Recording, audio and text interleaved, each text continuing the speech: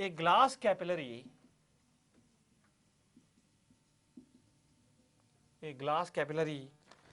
of radius 1 mm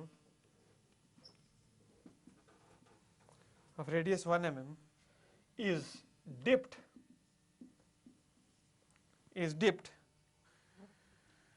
into mercury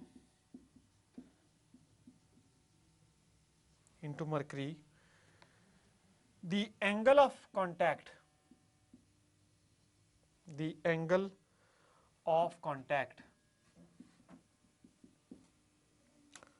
between mercury and glass is 135 degree and surface tension of mercury is 0.544 Newton per meter. Density of mercury is 13.6 into 10 की power 3 kg per meter cube. Estimate the depth to which the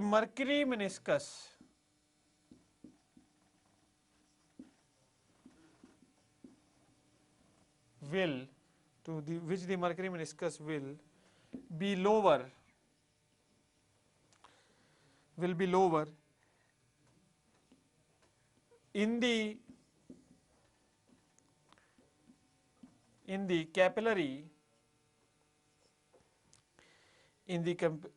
capillary compared to free surface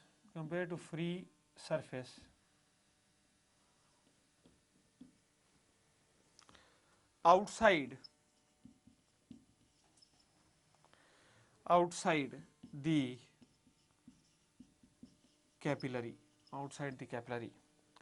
Take G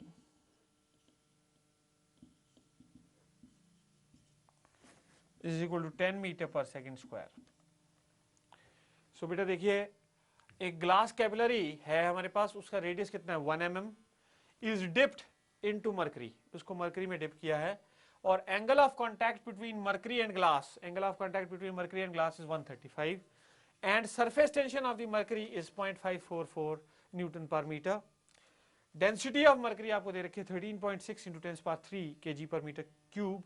Estimate the depth to which the mercury meniscus will be lower in the capillary compared to the free surface outside the capillary, और G की value हमने बेटा 10 metre पर second square लेनी है.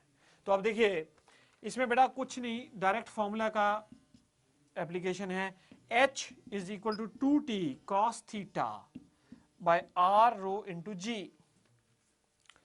तो बेटा आपको 2 इंटू सरफेस टेंशन कितनी दे रखी है बेटे, surface tension is given to you as 0.544 into cos theta, angle of contact is 135, cos of 135 upon r. r कितना दे रखा है बेटे आपको 1 mm, तो 1 into 10 power -3 into density 13.6 into 10 की power 3 into ji is 10.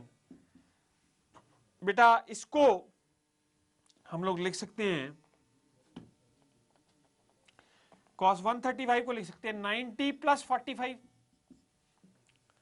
cos of 90 plus theta, cos of 90 plus theta, ये कितना हो जाता है बेटे माइनस साइन थीटा,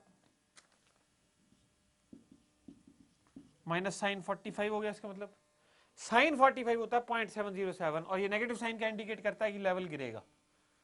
ठीक है, अगर आप इसको सॉल्व करते हो बेटे तो आपके पास आ जाता है -5.7 into 10⁻³ metre. That means that the fall in the level is 5.7 mm. The fall in the level is -5.7 mm. तो देखिए ये है बेटे fall in the level of mercury. Now next we will discuss some special problems, मतलब मैं problem types discuss करूंगा अब आपके साथ, जो कि हमारे को किस तरह के क्वेश्चन इस टॉपिक में, सरफेस टेंशन के टॉपिक में पुट अप होते हैं, और कुछ स्पेशल टाइप्स हैं जो कि रिपीट होती हैं बार बार बेटा एग्जामिनेशंस में, वो डिस्कस करूंगा. नाउ देखिए सबसे पहली जो प्रॉब्लम है वो इस तरह की है कि या तो कई सारे आइडेंटिकल लिक्विड ड्रॉपलेट्स इकट्ठे होके एक बड़ा ड्रॉपलेट बना रहे हैं, या दूसरा है कि कई सारे एक बड़ा ड्रॉपलेट स्प्लिट हो रहा है बड़े सारे छोटे ड्रॉपलेट्स में. तो हमने एक तो दो बातों का आंसर देना है कि अगर एक बड़ा ड्रॉपलेट कोई छोटी ड्रॉपलेट्स में, छोटी आइडेंटिकल ड्रॉपलेट्स में स्प्लिट अप हो रहा है, तो क्या एनर्जी एब्जॉर्ब हुई प्रोसेस में या एनर्जी इवॉल्व हुई प्रोसेस में. अगर छोटे ड्रॉपलेट्स जुड़ के एक बड़ा ड्रॉपलेट बना रहे हैं तो क्या एनर्जी इवॉल्व हुई प्रोसेस में या एनर्जी एब्जॉर्ब हुई प्रोसेस में. एनर्जी इवॉल्व मतलब बाहर निकलना. तो अब देखिए अब हम इसको डिस्कस करेंगे. पहले I will take the situation, second situation, कि एक बड़ा droplet is getting broken into small identical droplets. ठीक है जी, और कितनी ड्रॉपलेट्स में टूट रहा है, n आइडेंटिकल ड्रॉपलेट्स में टूट रहा है. और सरफेस टेंशन जिस लिक्विड से वो बना हुआ है उसकी सरफेस टेंशन हमें दी हुई है, दैट इज T. अब देखिए बेटा, we will now consider a big droplet of radius r, and liquid having surface tension T splitting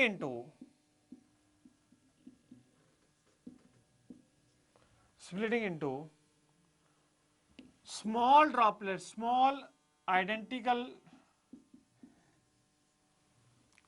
droplets of radius small r. और small identical droplets कितनी हैं, the number of small droplets is n. big droplet को small identical droplets में बांटा था हमने, तो surface energy of the big droplet is equal to 4 pi capital R square into T. 4 pi capital R square into T. अब देखिए surface energy of the n small droplets is n की power 1/3 into surface energy of big droplet. इसका मतलब है बेटे energy absorbed, energy कितनी absorb करानी पड़ी, energy absorbed is equal to n की power 1/3 minus 1 this energy minus this energy. तो this energy minus this energy कितना हो गया, n की power 1/3 minus 1 into surface energy of the big droplet. ये फॉर्मूला बन गया हमारे पास. अच्छा बेटे, अगर हमने एनर्जी रिलीज के लिए यूज करना है, एनर्जी रिलीज के लिए भी देखिए क्या फॉर्मूला यूज करेंगे, the same formula can be used for energy released, but in energy released the energy released will come out to be negative 1 minus n की power 1/3 into surface energy of the big. ठीक है बेटे, तो उस case में जो energy आएगी that will be negative, negative means energy released. अब इसी कॉन्सेप्ट के ऊपर एक क्वेश्चन करूंगा आपके साथ डिस्कस. देखिए बेटा,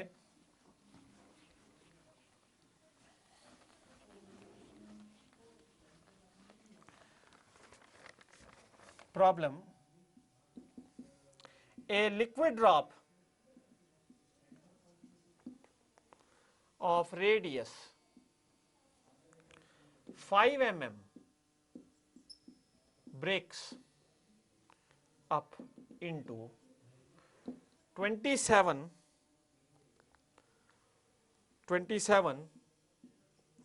drops each small drop is of same size. Surface tension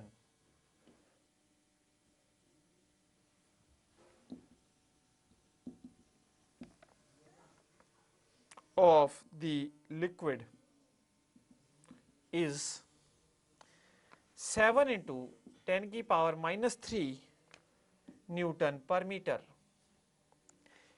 Calculate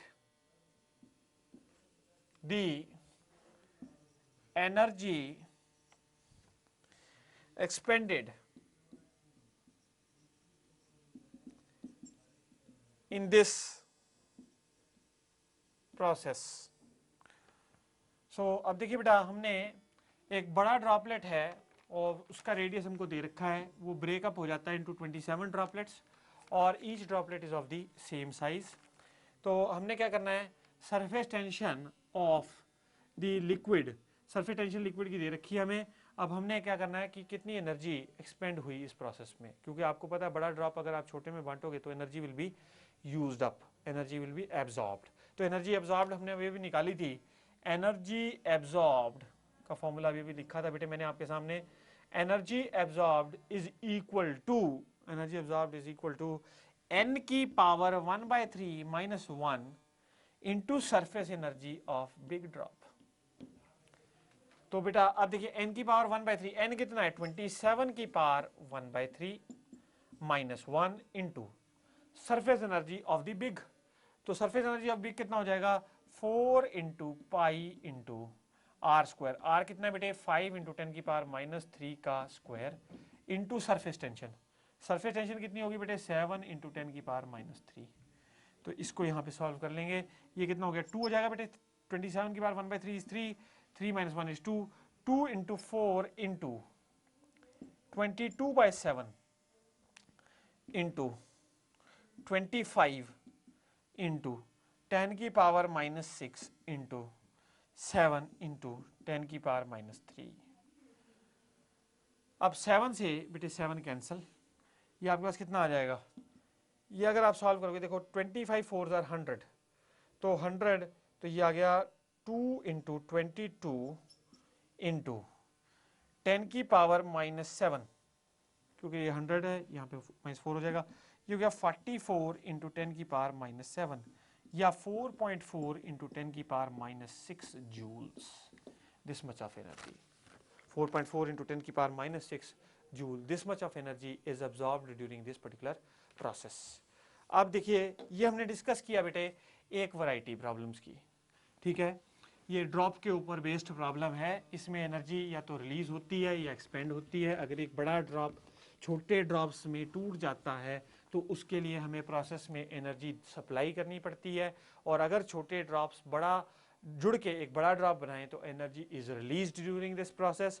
तो हमने ये देखा कि एनर्जी रिलीज या एनर्जी एब्जॉर्ब कितनी होती है. अब बेटा मैं आपके साथ डिस्कस करूंगा अनदर प्रॉब्लम. वो प्रॉब्लम क्या है, देखिए सोचिए कि आपके पास दो सोप बबल हैं, दो अलग अलग सोप बबल्स हैं. एक सोप बबल है छोटा और दूसरा सोप बबल है मोटा. दोनों को हमने जोड़ दिया बाय ए पाइप, ऐसे पाइप से जोड़ दिया. अब क्या होगा after combining them, what is going to happen. देखिए बेटा यहां पे रेडियस है R1 इस सोप बबल का, इस सोप बबल का रेडियस है R2. आपको ये पता दोनों को पाइप से आपने जोड़ दिया तो pressure of bubble 1 is 4T by R1.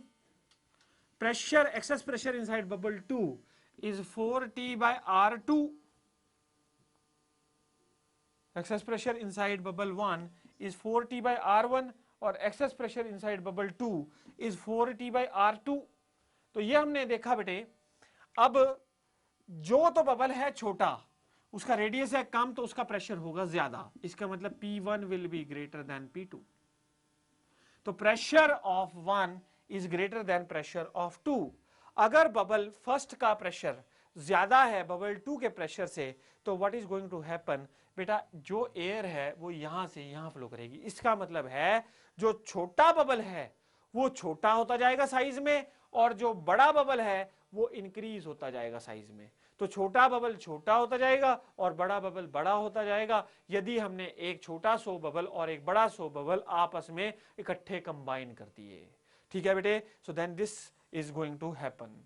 तो ये एक और प्रॉब्लम थी जो कि आती है। Next another type of problem, that is another case problem. ठीक है बेटे, एक और प्रॉब्लम जो हमको आमतौर पे आती होती है वो है कि what is the radius at interface, what is the radius at interface of two soap bubbles.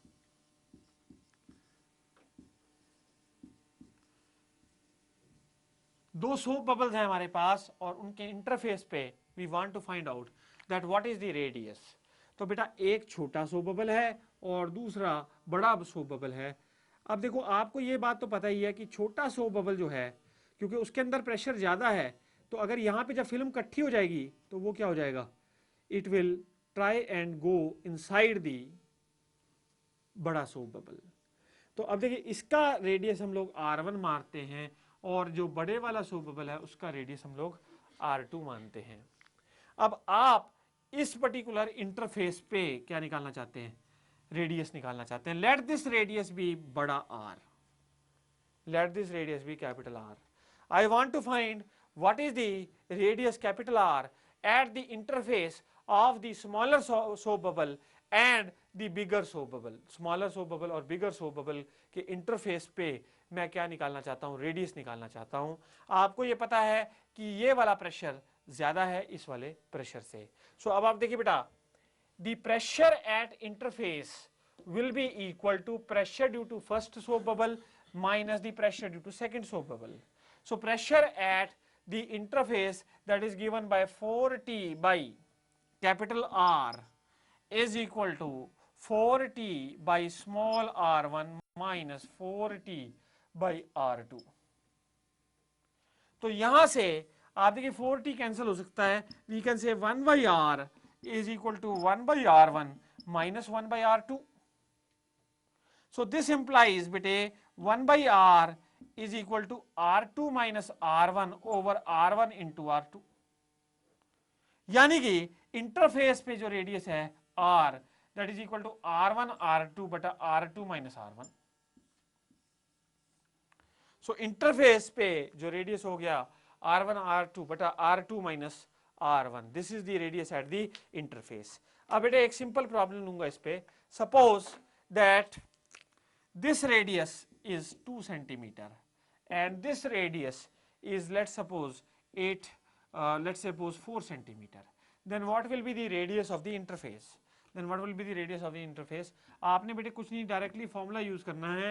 R कितना है, R1 R2, R is equal to R1 R2 upon R2 minus R1, यही है। R1 R2 कितना हो जाएगा बेटे 2 into 4 over 4 minus 2, तो कितना हो गया, radius at interface is 4 centimetre. R1 R2, ठीक है बेटे, R1 R2 upon R2 minus R1। So this is the radius at interface.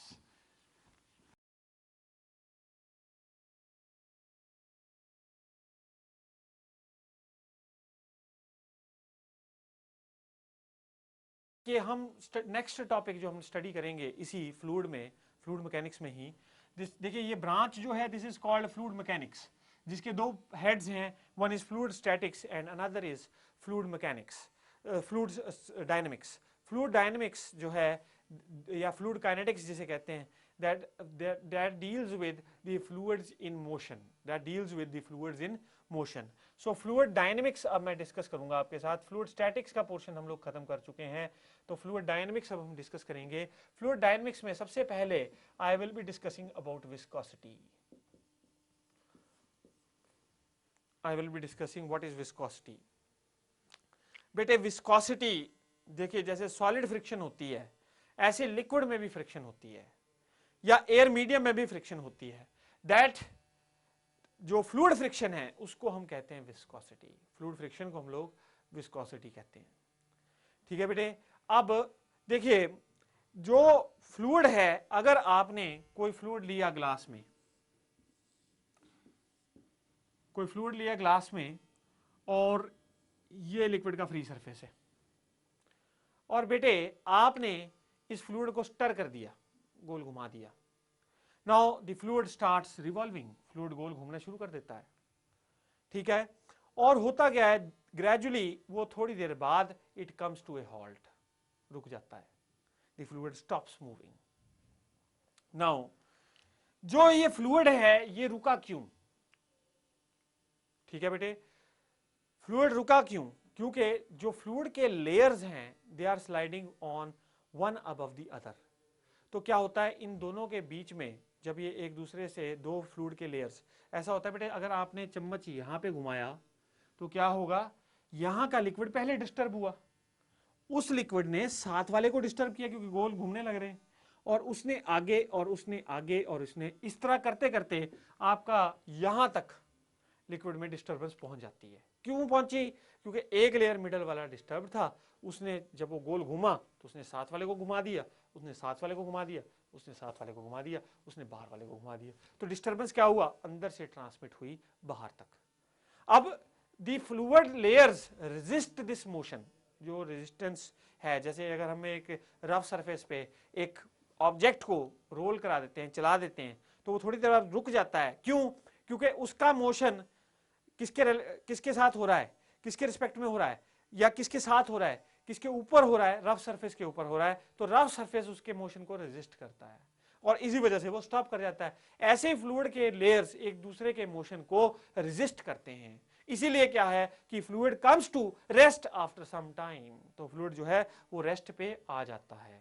कब? जब फ्लूइड क्या कहते हैं, जब आप फ्लूइड डिस्प्लेस किया, और क्योंकि फ्रिक्शन, और इस प्रॉपर्टी को हम फ्लूइड की फ्लूइड फ्रिक्शन कहते हैं, this is we call as fluid friction.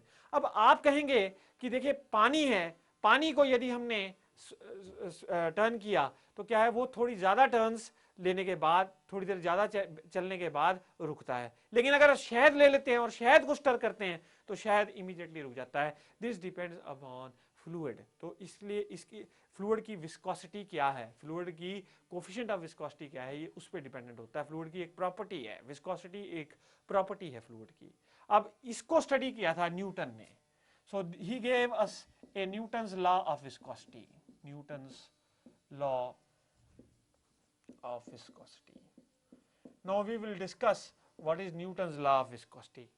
Newton का लॉ ऑफ विस्कोसिटी ये कहता है कि जैसे जैसे, जहां जैसे अब ये अंदर वाला लेयर है लिक्विड का, इसको आपने डिस्टर्ब किया, इससे नेक्स्ट लेयर डिस्टर्ब हुआ, उससे नेक्स्ट लेयर डिस्टर्ब हुआ, लेकिन जो उस अंदर वाला लेयर है उसकी वेलोसिटी सबसे ज्यादा है, और जैसे जैसे बाहर जाते जाएंगे वैसे वैसे लेयर्स की वेलोसिटी डिक्रीज करती जाएगी। So after traveling a dy distance, very small dy distance from the disturbance, the velocity of the liquid, it tends to fall. Velocity of the liquid, it tends to fall with the distance. So velocity बाहर जाते वक्त क्या होती है, decrease होती है, और centre की तरफ वेलोसिटी मैक्सिमम है। तो between two layers which are separated by a distance dy, there is a difference of velocity du. बेटा ये अंदर वाला लेयर यदि u वेलोसिटी से चल रहा है तो इसके अगला लेयर u माइनस du से चल रहा है, और इसका इधर वाला लेयर u प्लस du से चल रहा है। क्यों? डिस्टर्बेंस यहां से जनरेट हुई है।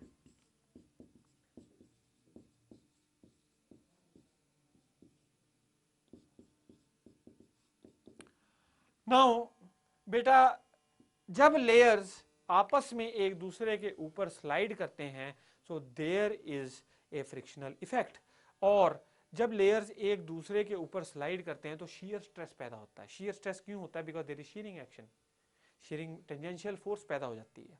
तो शीयर स्ट्रेस, न्यूटन ने कहा कि ये जो शीयर स्ट्रेस है, ठीक है जी, ये जो शीयर स्ट्रेस है ये this is proportional to du by dy, that is velocity gradient. ये क्या है बेटा? This is called velocity gradient.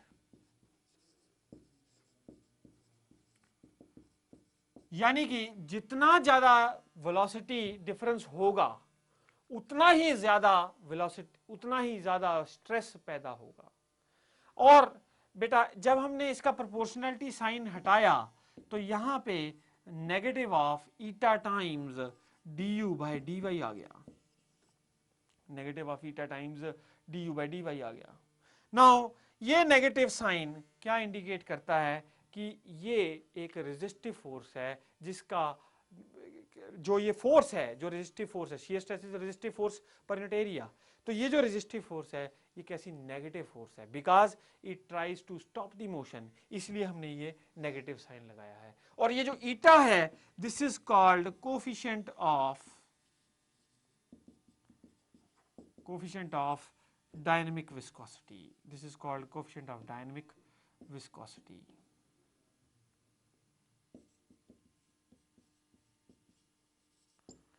ये विस्कोसिटी जो कोफिशिएंट है it varies from liquid to liquid. अब ये लिक्विड की नेचर पे डिपेंडेंट है। अगर शहद है तो बेटा ये कोफिशिएंट ऑफ विस्कोसिटी ज्यादा होगा क्योंकि रेजिस्टिव फोर्स बहुत ज्यादा होगी। पानी है तो ये कोफिशिएंट ऑफ विस्कोसिटी कम होगा और क्योंकि रेजिस्टिव फोर्स भी कम होगी, because the resistive force will be less, coefficient of viscosity will be less. coefficient of viscosity less होता है इसलिए resistive force कम हो जाती है। किसके लिए? पानी के लिए। अब देखिए बेटा इसकी यूनिट्स क्या होंगी, we can derive the units also. तो देखिए coefficient SI units for coefficient of viscosity, SI units for coefficient of viscosity अब निकालेंगे हम लोग। Now eta is equal to stress into d y by d u. ये किसमें है बेटा? Newton per metre square, stress की यूनिट ये होगी। यहां पे ये क्या हो गया? डी वाई मीटर में हो गया, ये हो गया metre per second square, metre per second change velocity है ना बेटे, change in velocity metre per second. ये मीटर मीटर कैंसिल हो गया, ये आपके पास आ गया newton second per metre square, newton second per metre square. This is the unit of SI unit of viscosity. अब ये तो बेटा SI सिस्टम में है। अब CGS सिस्टम में भी हम लोग निकाल सकते हैं। CGS सिस्टम में आपको पता है यहां न्यूटन का क्या बन जाएगा? डाइन, तो 10⁵ डाइन सेकेंड अपॉन क्या चीज, ये कितना है? Metre square. मीटर स्क्वायर के क्या बनाओगे? Centimetre square. तो 1 मीटर इज 100 सेंटीमीटर, तो ये आ जाएगा बेटा 10⁴ सेंटीमीटर स्क्वायर। ये कितना हो गया बेटे? 10 dyne second per centimetre square. ये क्या आया? इसका मतलब है 1 न्यूटन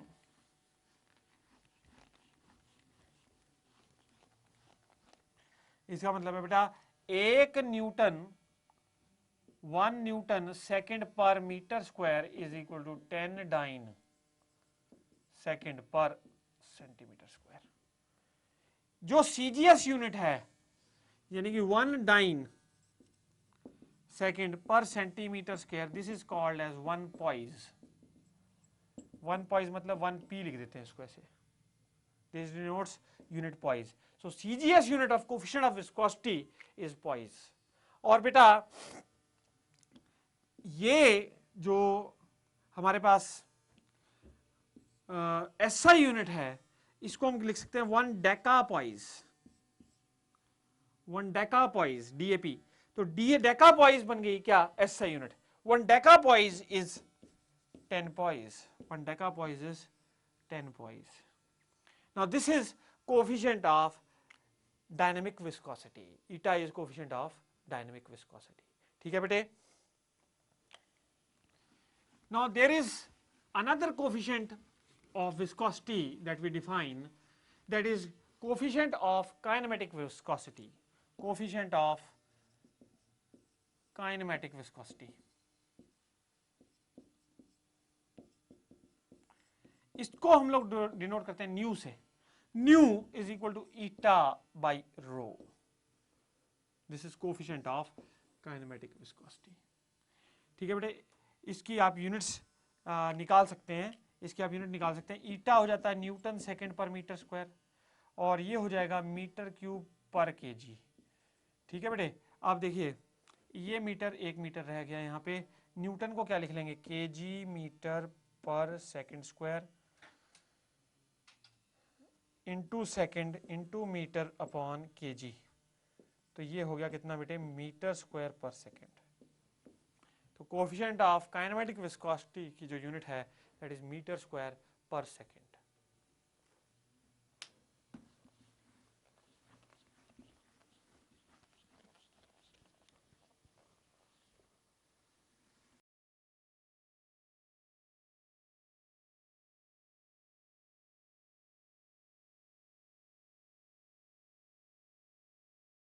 नाउ बेटा देखिए विस्कोसिटी हमने डिस्कस की थी। विस्कोसिटी में shear stress tau is equal to minus eta times du by dy. Shear stress is force per unit area, resistive force per unit area is equal to minus eta times du by dy. This implies that the force is equal to minus eta into A into du by dy. This is the viscous force. F is the viscous force.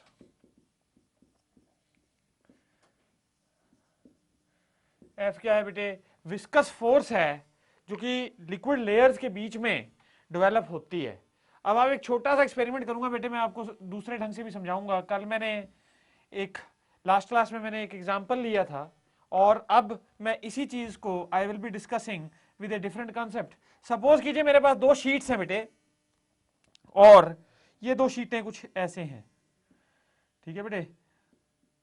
Now in शीटों के बीच में liquid है और मैं इस ऊपर वाली plate को पुल करता हूं तो क्या होता है, ये लिक्विड के जो लेयर्स हैं, डिफरेंट लेयर्स जो ऊपर वाली प्लेट के साथ लगते हैं वो तेज चलने लग जाते हैं और नीचे जितने भी लेयर्स हैं वो धीरे धीरे चलते हैं, क्योंकि इनके बीच में ये विस्कस फोर्स आ जाती है which is equal to minus eta into A into d u by d y. D u by d y क्या है बेटे, this is gradient, this is velocity gradient, और ए क्या है, area of the layer, area of the plate. dy is the distance between two consecutive layers. dy क्या है बेटे, distance between two consecutive layers is dy. so ये Newton law of viscosity है, eta coefficient of dynamic viscosity है। और बेटा ये हमने डिस्कस किया Newton law of viscosity, we have discussed. अब एक छोटी सी इस पे प्रॉब्लम करेंगे न्यूटन लॉ ऑफ विस्कोसिटी पे, we'll be discussing a problem.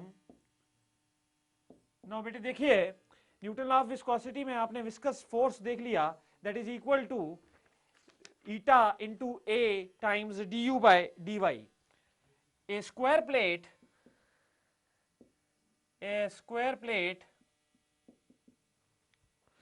of 10 centimeter side moves parallel to another plate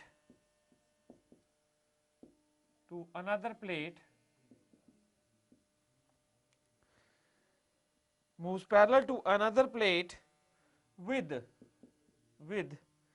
a relative velocity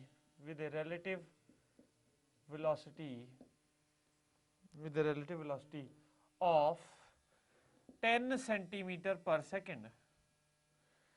Both plates immersed in water.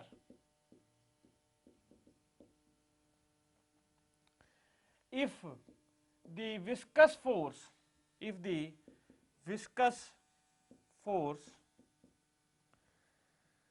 is 2 into 10 to the power of minus 3 Newton, calculate the perpendicular distance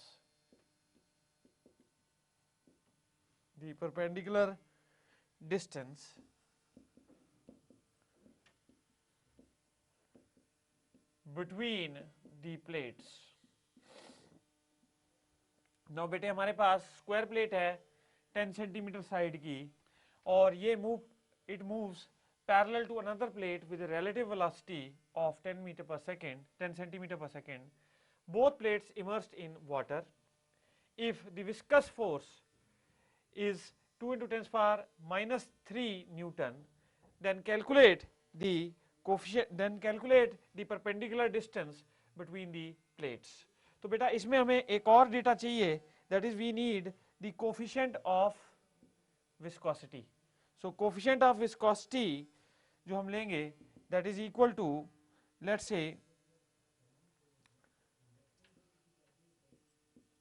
10 poise. Suppose the coefficient of viscosity is 10 poise. Now देखिए बेटा, area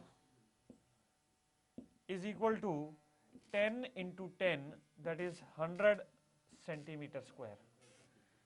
अच्छा बेटे, next force, इसको transform कर लो metre square में, तो 100 into 10 की power minus 4 metre square, और फोर्स आपको दे रखी है बेटे 2 into 10 power minus 3 Newton's, and the relative velocity is given to us as 10 centimeter per second.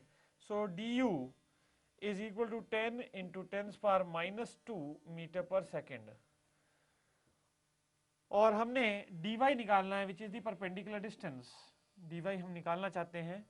आप देखिए बेटा, f जो है that is equal to eta a into du by dy into du by dy. So बेटा, this का मतलब क्या हुआ? This implies dy is equal to eta into a times du upon f, eta into a times du upon f. So यहां से आप बेटा dy निकाल सकते हैं और ये प्रॉब्लम का सॉल्यूशन हो जाएगा. ठीक है बेटे, सॉल्व कर सकते हैं.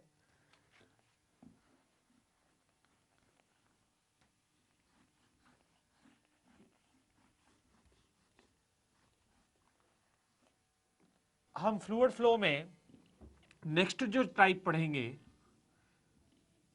दैट इज बेटा, अगर हम कोई विस्कस लिक्विड ले लें और उसको पाइप में फ्लो करवाएं, एक विस्कस लिक्विड को पाइप में फ्लो कराएं, तो बेटा वेलोसिटीज किस तरह से आती हैं?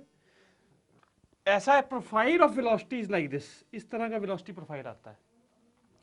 यानी जो बीच में जो लेयर्स हैं, जो मिडल लेयर है, सेंट्रल लेयर है, उसमें वेलोसिटी ज्यादा होती है, और जो आउटर लेयर्स हैं बेटा, उनमें वेलोसिटी कम हो जाती है.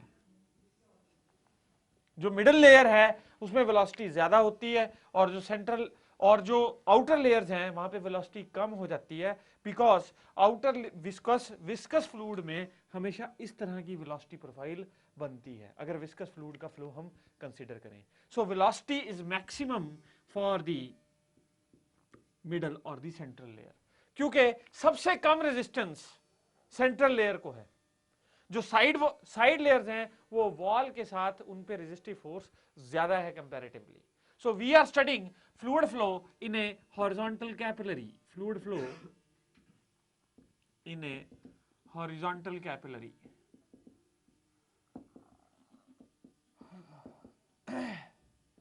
We are studying fluid flow in a horizontal capillary.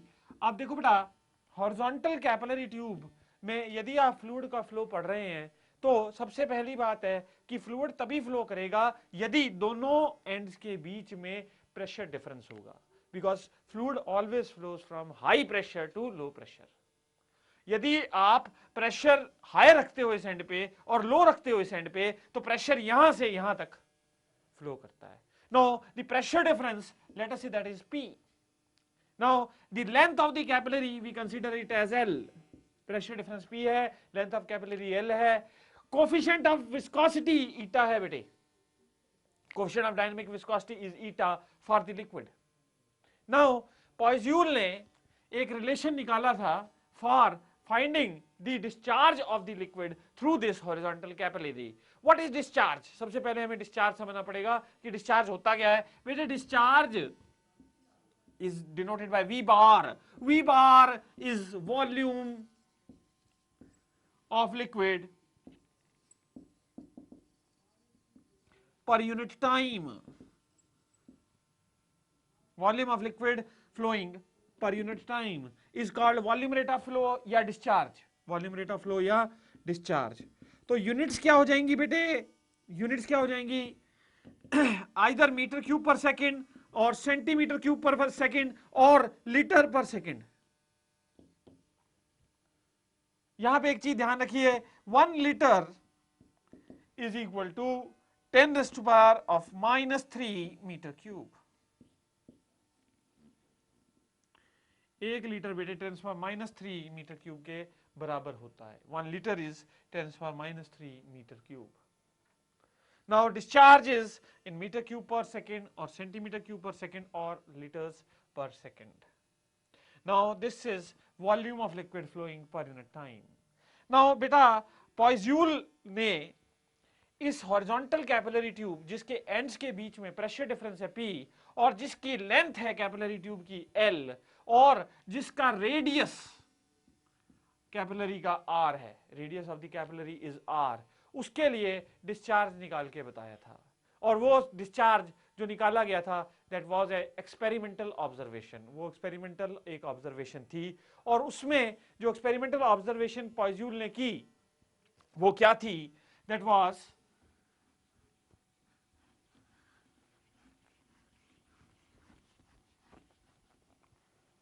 Now the volume rate of flow V बार, या डिस्चार्ज को कई बार Q से भी डिनोट होता है, that is equal to π/8 P R to the power of 4 by eta into L.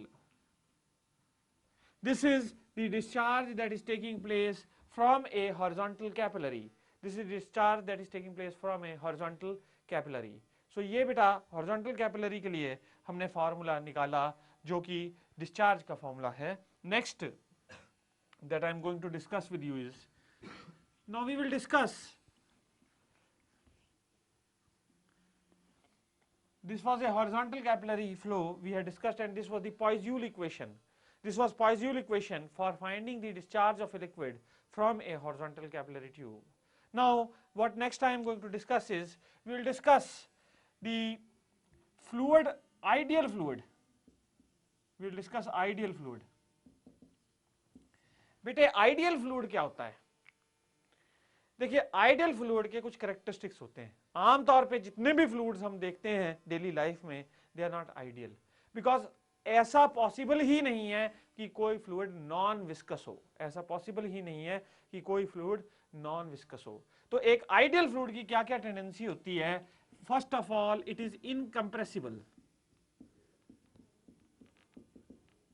Incompressible यानी कि incompressible होने का मतलब यह है कि अगर आप प्रेशर बदलते हो, अगर आप प्रेशर बदलते हो और यदि डेंसिटी बदल जाती है, प्रेशर बदलने पर लिक्विड के प्रेशर बदलने पर यदि डेंसिटी बदल जाती है, प्रेशर बदलने पर लिक्विड की डेंसिटी यदि बदल जाती है, तो in that case the fluid flow we call that fluid as compressible. लेकिन अगर प्रेशर बदलने पर डेंसिटी बदलती नहीं, अगर प्रेशर बदलने पर डेंसिटी बदलती नहीं तो ऐसा फ्लूइड इनकंप्रेसिबल होता है। On changing pressure the density does not change.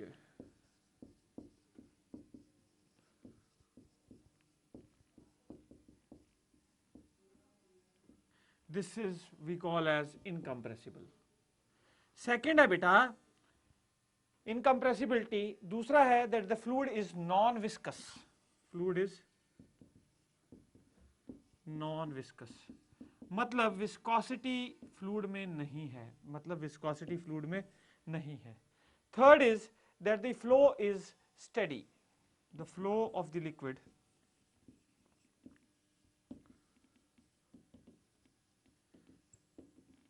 is steady. ये steady flow में अभी आपके साथ बेटा डिस्कस करूंगा। Lastly, there is no turbulence. तो जितना भी अब फर्दर हम स्टडी करेंगे fluid flow, that is considering a ideal fluid, और आइडियल फ्लूइड के पास ये सारी चारों की चारों कैरेक्टरिस्टिक्स हैं, ये चारों के चारों कैरेक्टरिस्टिक्स है। That is it is incompressible, that is on changing the pressure the density does not change, that and the fluid is non viscous, मतलब उसमें विस्कोसिटी नहीं है, यानी कि फ्लूइड फ्रिक्शन नहीं है। तीसरा, the flow of liquid is steady, and fourthly there is no turbulence. Now ये जो दो टर्म्स हमने अभी नई सीखी हैं, स्टेडी और टर्बुलेंस, इनको मैं डिस्कस करूंगा अब आपके साथ further. I will be discussing this in great detail. Now बेटा देखिए, there are two types of flow basically. One is laminar types of flow, laminar flow होता है एक बेटे, और दूसरे टाइप का जो फ्लो है that is turbulent flow.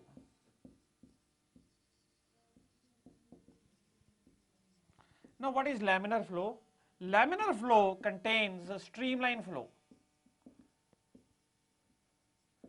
Laminar flow में जो है streamline flow is a type of laminar flow, और टर्बुलेंट फ्लो एक अलग है।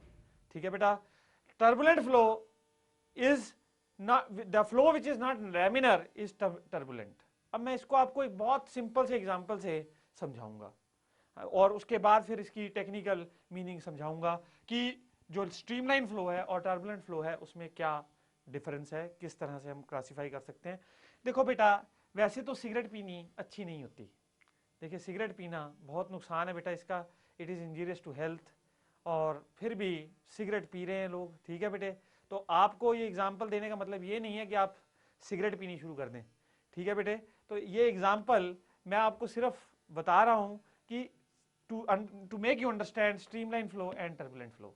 तो हम एक बेटा यहाँ पे एक आदमी बनाते हैं, ये देखो, ये गोविंदा की तरह बाल रखे हुए इसने, आदमी ने, और बेटा ये इसका माथा, ये इसका नाक, और ये रहा इसका भगवान के सुंदर सुंदर दिए हुए होंठ, और यहाँ पे बेटे ये रहा इसका ठोडी, और ये रही इसकी गर्दन। ठीक है, और यहां पे रही इसकी आंखें बेटा। ठीक है, मेरे ख्याल मैंने बहुत स्मार्ट आदमी बनाया है आपकी तरह। ये देखिए नाउ, अब देखिए इस की मूछें भी हैं, बड़ा है, मैच्योर आदमी है। ये देखिए बेटा, इसने सिगरेट ली, ये देखो जला रखी है सिगरेट, ये देखिए। ठीक है, ये देखिए बेटा, नाउ सिगरेट जल रही है, धुआं उड़ रहा है, ये देखिए जरा धुएं की खासियत देखिए किस तरह उड़ता है, ऐसे ऐसे।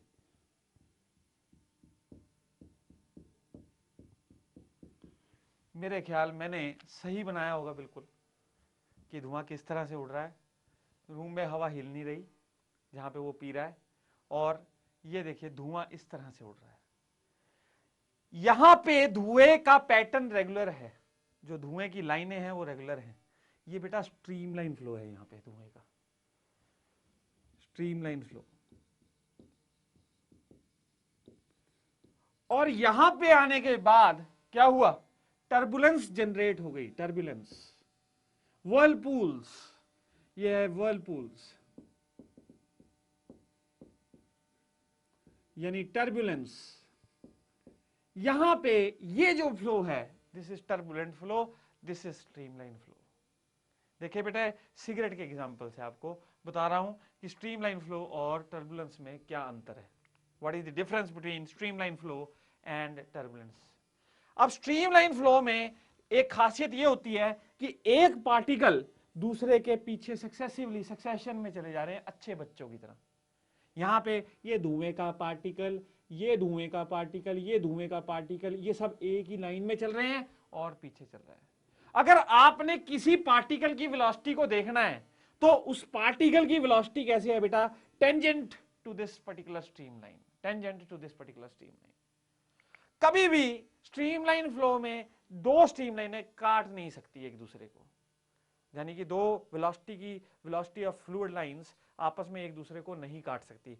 अगर काटेंगी तो क्या होगा, अगर मान लो ये स्ट्रीमलाइन इसको काट गई, देन यहां पे जो पार्टिकल है, जो जहां पे ये दोनों स्ट्रीमलाइनें कट रही हैं, उसकी वेलोसिटी ऐसे भी है और उसकी वेलोसिटी ऐसे भी है। ये तो परमात्मा हो गया बेटे। ये कैसे पॉसिबल है कि at a same instant the particle will have this velocity also. तो इसलिए स्ट्रीमलाइनें कभी कट नहीं सकती। स्ट्रीमलाइन, और इसी फ्लो को, streamline is a type of laminar flow. इस फ्लो को हम लैमिनर कहते हैं। लैमिना में झरना देखा ना बेटा, झरना, झरने में जब पानी ऊपर से शीट में आता है, तो जब ऊपर से आता है उस समय जो पानी की लहरें, जो पानी होता है that is in streamline flow या लैमिनर फ्लो, लैमिना बनता है और सारी लाइंस चल रही होती हैं उसमें। लेकिन जब झरने में पानी नीचे जाता है बॉटम पे, तो वहां पे आप देखिए टर्बुलेंस क्रिएट हो जाती है, यानी स्ट्रीमलाइन आपस में एक दूसरे को काटती हैं या घूल घूम जाती हैं। ठीक है बेटे, वो जो फ्लो है that is turbulent flow. Now mathematically कब टर्बुलेंस क्रिएट होती है, स्ट्रीमलाइन कब तक रहता है फ्लो? देखिए स्ट्रीमलाइन फ्लो तब तक रहता है जब तक हर एक चलने वाले पार्टिकल के पास, हर एक चलने वाले पार्टिकल के पास एक पर्टिकुलर वेलोसिटी रहती है। अगर वेलोसिटी उस पर्टिकुलर वेलोसिटी से हाई हो जाए then turbulence, then there is turbulence. और वेलोसिटी जब ज्यादा हो जाती है, देखिए एक वेलोसिटी लेवल निकाला गया है that is called critical velocity, यानी कि क्रिटिकल वेलोसिटी तक अगर पार्टिकल्स के पास, लिक्विड के फ्लूइड के पार्टिकल्स के पास जब तक क्रिटिकल वेलोसिटी है या क्रिटिकल से कम है velocity, then the flow remains laminar और स्ट्रीमलाइन। लेकिन जहां उनकी वेलोसिटी इंक्रीज हो गई, जहां उनकी वेलोसिटी इंक्रीज हो गई beyond the critical velocity, then that flow is said to be turbulent. So critical velocity basically एक नाप हुआ जो कि हमें ये बताता है कि इस पॉइंट तक फ्लो टर्बुलेंट है और इस पॉइंट तक फ्लो जो है वो लैमिनर है या स्ट्रीमलाइन है। अब देखिए बेटा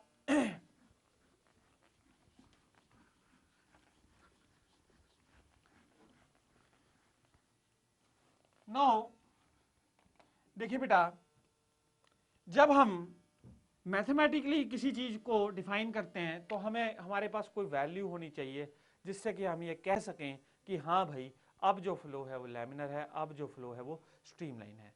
उसके लिए there is one number which we call as Reynolds number.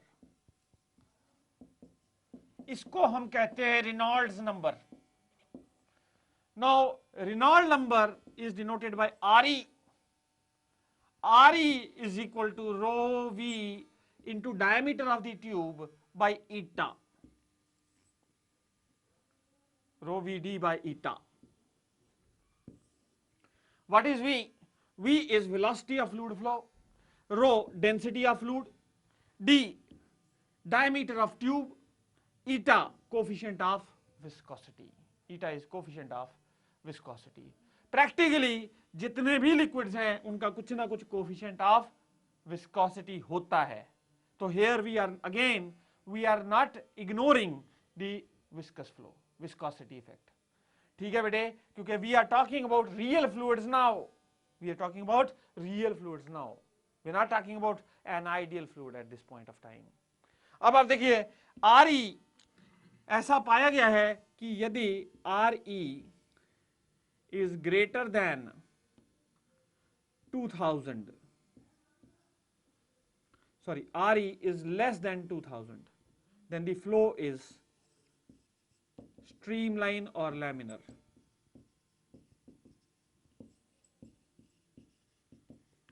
Now if RE is greater than 4000, then flow is turbulent.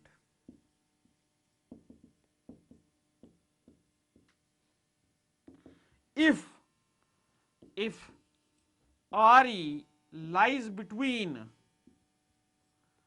2000 and 4000, then this is a transition state.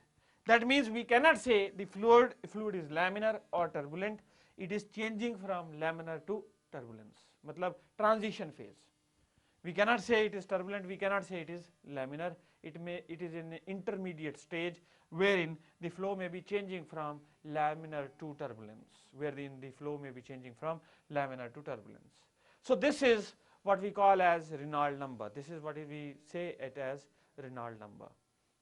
Now बेटा ये हमने Reynolds number डिस्कस किया. Flow types of fluid flow discuss किए. Now we will discuss equation of continuity. Equation of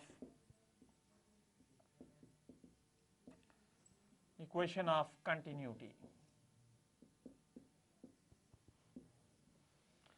Now, beta, equation of continuity takes into consideration a ideal fluid. Ideal fluid वो जिसकी वो 4 properties हैं, मैंने आपको बताया था. आइडियल फ्लूइड को लेकर कंसिडरेशन में हमने इक्वेशन ऑफ कंटिन्यूटी का कंसेप्ट है कि फ्लूइड इनकंप्रेसिबल होना चाहिए. The fluid should be incompressible. अगर एक पाइप है जिसमें कि वेरिंग एरियाज हैं, varying areas of cross section है, सपोज इस तरह का पाइप है, यहां पे एरिया है ज्यादा और यहां पे एरिया है कम.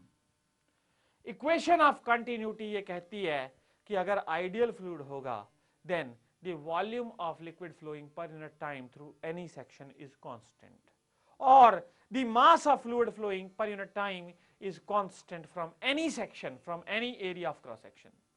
यहाँ पे area of cross section रख लीजिए, कहीं मर्जी area रख लीजिए, तो वहां पर जो fluid flow है, the rate of flow of liquid, that is the mass flowing per unit time or the area or the volume of the fluid flowing per unit time is fixed or constant. Volume change नहीं कर रही पर unit time through any cross section. जैसे ये area of cross section ज्यादा है pipe का, तो यहां से जितनी वॉल्यूम 1 सेकंड में फ्लो करती है, ये एरिया कम है पाइप का, यहां से उतनी ही वॉल्यूम फ्लो कर जाती है. नाउ बेटा देखिए, जो वॉल्यूम रेट ऑफ फ्लो है, जो वॉल्यूम रेट ऑफ फ्लो है वो क्या होता है? Volume of liquid flowing per unit time. Volume क्या होती है? Area of cross section into length of liquid. मतलब अगर L छोटा सा लेंथ ले लिया आपने, L एक कोई लेंथ ले लिया, तो उतनी लेंथ में कितना वॉल्यूम लिक्विड कंटेन्ड होगा? A into L upon time T. Now length upon time is velocity, so area of cross section into velocity is volume of liquid flowing per unit time. Now इसका मतलब volume discharge को हम कह सकते हैं area into velocity. Equation of continuity कहती है कि AV is equal to constant. अगर आपने mass flow per unit time निकालना है, मास फ्लो आपको पता है volume into density is mass, और volume flowing per unit time into density will give you mass flowing per unit time. So इसको हम ये रो से भी मल्टीप्लाई कर दें, so rho into area into velocity is equal to a constant. तो अगर आपने ये दो सेक्शंस लिए हैं लिक्विड में, यहां पे एरिया A1 है, यहां पे एरिया A2 है, सपोज कीजिए यहां पे वेलोसिटी V1 है, तो यहां पे वेलोसिटी V2 है, then you can say A1 V1 is equal to A2 V2. यानी रो से दोनों साइड, क्योंकि डेंसिटी तो चेंज कर नहीं रही because the fluid is incompressible, so density ये हो गया mass flowing per unit time from section 1 is equal to mass flowing per unit time from section 2 is equal to mass flowing per unit time from section 1 is equal to mass flowing per unit time from section 2. We can say this directly. Now देखिए बेटा, अब इसका कोई practical application है? Yes, there is a practical application which we will be discussing now.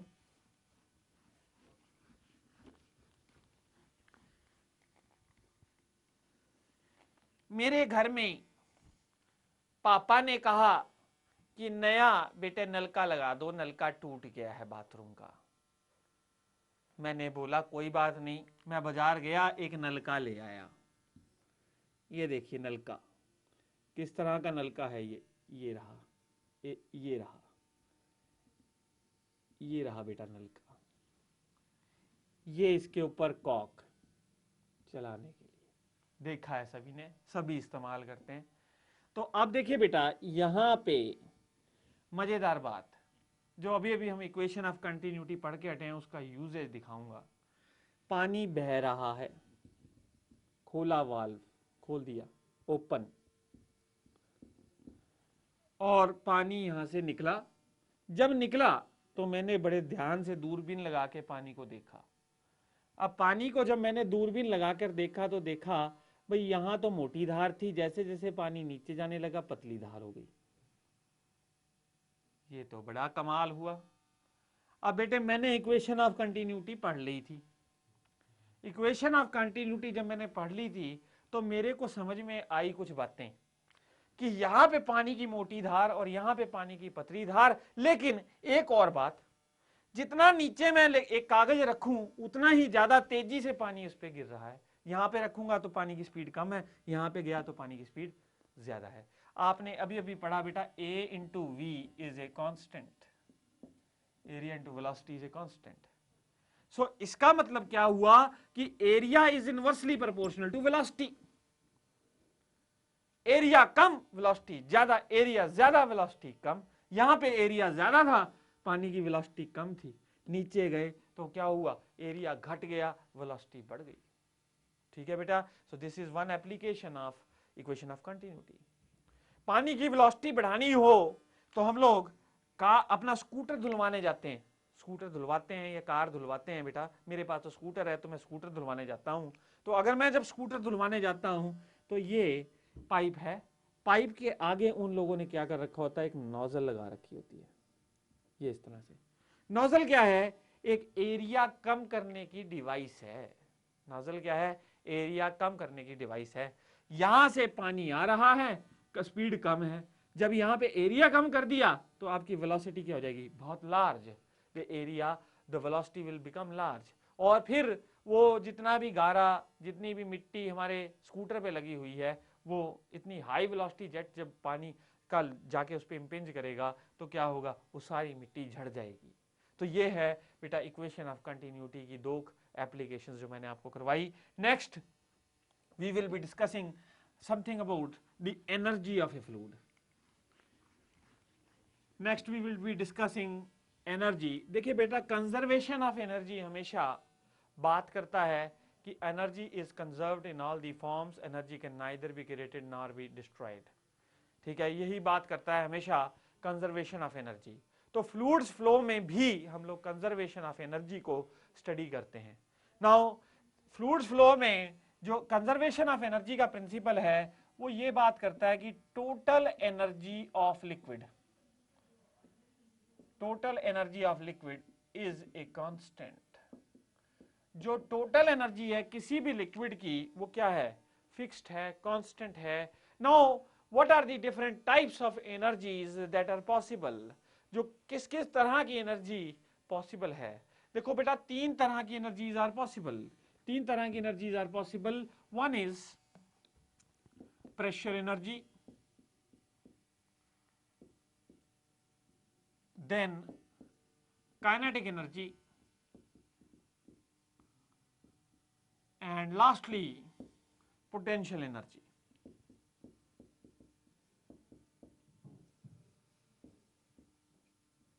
ये तीन तरह की एनर्जीज पॉसिबल हैं बेटे। आमतौर पे आपने देखा होगा बड़ी टंकी, बड़ी बड़ी टंकियां बनाई जाती हैं, उन टंकियों में पानी भर दिया जाता है और भरने के बाद पूरे मकानों को उससे सप्लाई दे दी जाती है। Now what has been done, उस पानी के पास ऐसा क्या हुआ कि जब टंकी में भर दिया तो उसके पास ऐसा क्या आ गया, उसके पास बेटा पोटेंशियल एनर्जी आ गई। Potential energy position based energy है, लेवल बेस्ड एनर्जी है कि आप कितने लेवल ऊपर ले गए लिक्विड को तो उसके अंदर क्या स्टोर हो गई, ग्रेविटेशनल पोटेंशियल एनर्जी। और ये gravitational potential energy can be used, this gravitational potential energy can be used by you, आप इसका यूजेज कर सकते हैं बेटा। नाउ प्रेशर एनर्जी क्या है इसको जरा ध्यान से समझेंगे। देखिए बेटा हमने इस तरह एक बर्तन बना लिया, इस बर्तन के आगे यहां पर एक पाइप लगा दिया, यहां पे एक मूवेबल पिस्टन लगा दिया। अब इसको इनिशियली पिस्टन को बेटा यहां पे लगा दिए, यहां पे बिल्कुल किनारे पर। इसका पाइप का एरिया ऑफ क्रॉस सेक्शन है ए, इसको पानी से भर दिया टैंक को।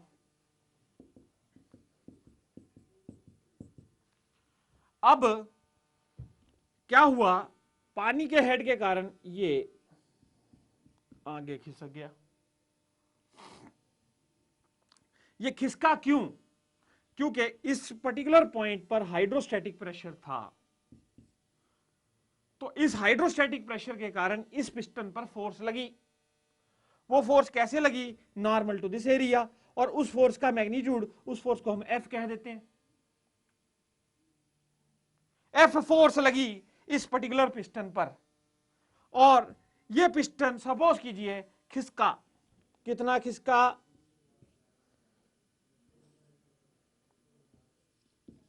dx चल दिया। Now force is equal to pressure into area. Work done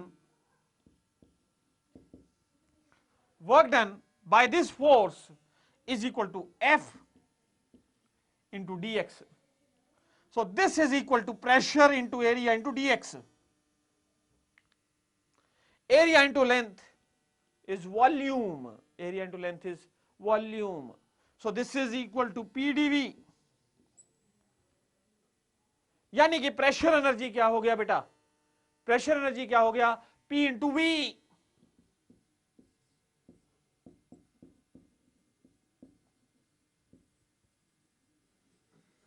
P into V is pressure energy. P into V is pressure energy. Pressure energy is defined as pressure into volume. और अगर pressure energy per unit mass पूछी जाए तो PV by M. So this is P upon M by V. So this is equal to P upon rho. This is what? Pressure energy per unit mass. Pressure energy per unit mass is P by rho. ठीक है बेटे, तो ये pressure energy के बारे में हमने discussion किया। नाउ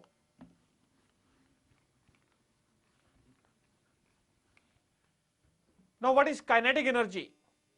नाउ देखिए बेटा, kinetic energy of the liquid, आपको पता है बेटे kinetic energy is half m into velocity का square, that is half m into velocity का square. Now the kinetic energy per unit volume is half rho into velocity का square. This is kinetic energy per unit volume. Now, बेटे potential energy of the liquid is equal to mgh. Pressure energy per unit potential energy per unit volume is equal to mass over volume is density rho g h is equal to rho g h. ठीक है बेटे। Now ये तीन तरह की energies हमारे पास आई, kinetic energy per unit volume, potential energy per unit volume, और हमने डिस्कस किया pressure energy PV, pressure energy per unit volume is P only. ये तीन तरह की एनर्जीज किसी भी लिक्विड के पास हैं। These are three types of energies that are possible for any liquid. Now for any ideal liquid, now बेटे Bernoulli's theorem. Next is we are going to study Bernoulli's theorem.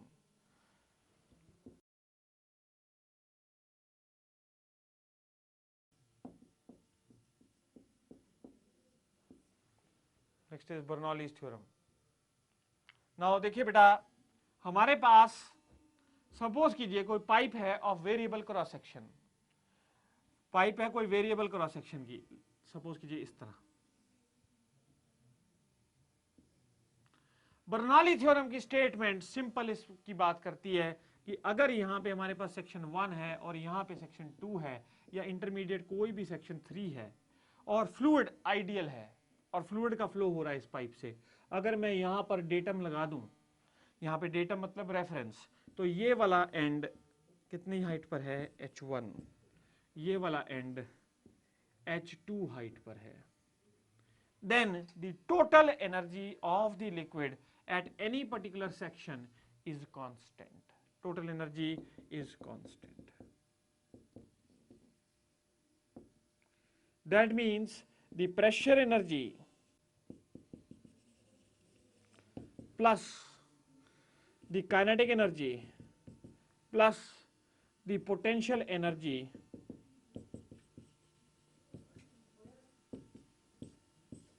is equal to constant.